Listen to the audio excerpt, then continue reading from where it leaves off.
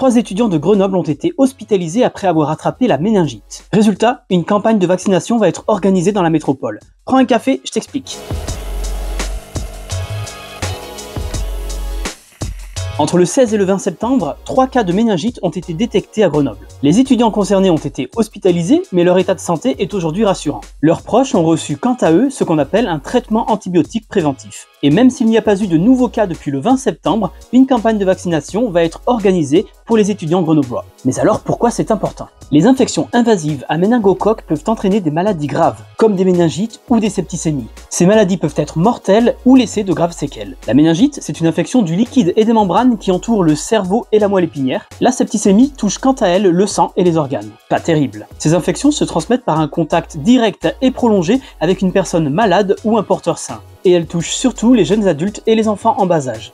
Alors, comment savoir si tu es malade? Les symptômes à surveiller sont une fièvre élevée et des taches rouges ou violettes qui apparaissent sur ton corps. Si tu vois ça, réagis direct, c'est une urgence médicale. D'autres signes sont à surveiller, des vomissements et des diarrhées, une raideur de la nuque, des maux de tête, une grosse fatigue ou encore des convulsions. En cas de doute, appelle le 115. Et toi, tu savais que ces maladies pouvaient être aussi graves? Dis-le moi dans les commentaires. Et n'hésite pas à partager si tu connais des étudiants sur Grenoble.